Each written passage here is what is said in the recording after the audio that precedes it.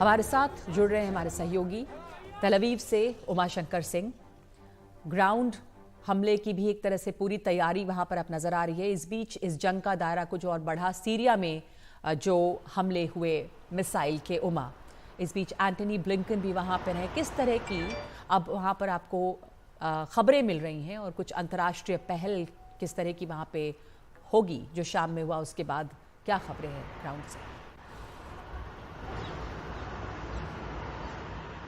जी सबसे पहले अगर हम सीरिया के 2 हवाई अड्डों पे जो हमला हुआ है उसकी बात करें तो ये जानकारी निकल कर सामने आ रही है कि वहाँ पे आर्म्स स्मगल करने की कोशिश हो रही है। जो एक रिपोर्ट है वो कहता है कि महान एयर करके एक एयरलाइंस है जो सीरिया के हवाई अड्डे पे उतरने वाला था, लेकिन उसके पहले जो इजराइल एयर डिफेंस और इजराइल के जो लड़ाकू विमान है वो रास्ते में आए, उसके बाद उसको अबॉर्ट करना पड़ा। और ये कहा जा रहा है कि उसमें ईरान से कुछ जो हथियारों की सप्लाई है वो सीरिया की तरफ की जा रही थी और सीरिया से वो लेबनान में हिजबुल्ला वगैरह के हाथों जाती है। इस तरह का एक चेन जो है वो बना हुआ है। और आज जो 2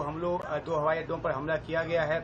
उसके मुतालिक यही कहा जा रहा है कि इस तरह की जो सप्लाई चेन है उसको तोड़ने की कोशिश है। मिसाइल से रनवे को काफी नुकसान पहुंचा है और वहां पे विमानों की आवाजाही जो है वो रोक दी गई है। तो जो आप कह रही हैं नगमा की युद्ध जो है वो फैलता नजर आ रहा है। वाकई में इजराइल की तरफ से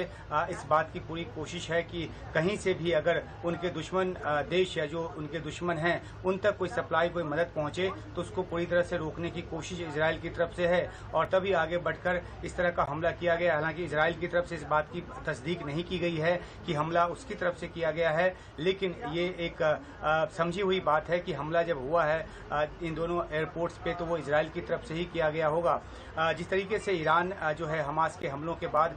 हमास के साथ खड़ा नजर आ रहा है तो उससे जो तलखी है वो और ज्यादा बढ़ी है इस इलाके में। जहां तक आपने बात की कि यहाँ पे ब्लिंकन है, अमेरिका की कोशिश जरूर है कि जो ये युद्ध जो है वो ज्यादा बड़े पैमाने पर ना फैले और इसलिए अपनी तरफ से बयानों के जरिए भी और अपने 2 समुद्री बेड़े को भूमध्य सागर भेजकर भी अमेरिका ये संदेश देना चाहता है कि कोई और मुल्क जो है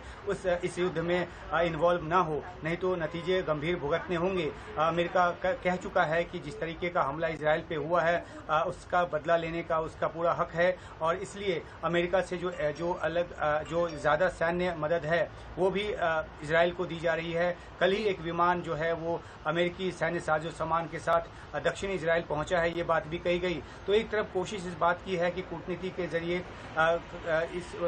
युद्ध को फैलने से रोका जाए, वहीं दूसरी तरफ जिस तरीके के डेवलपमेंट्स हो रहे हैं उससे लगता है कि कहीं ये युद्ध ज्यादा भड़क न जाए और सिर्फ ये गाजा पट्टी या हमास और इजराइल के बीच का युद्ध न होकर इस इलाके में कई देशों के बीच एक युद्ध बन जाए। हालांकि इसको रोकने की कोशिश भी की जा रही है। नगमा जी जी, धन्यवाद आपका इस बात की ओर इशारा करने के लिए, समझाने के लिए कि अब इस युद्ध का दायरा जो है वो कैसे बढ़ रहा है और इसमें किस क्षेत्र के जो और बड़े देश हैं कहीं वो ना शामिल हो जाएं, क्योंकि जिस समय ये मिसाइल हमला हुआ है उस समय ईरान के विदेश मंत्री दमास्कस में उतरने वाले थे। तो अब ये कि क्या ईरान, जिसका नाम पहले से ही इसमें जुड़ रहा है, वो किसी तरह से इसमें खिंचता है क्या और फिर आगे क्या होगा?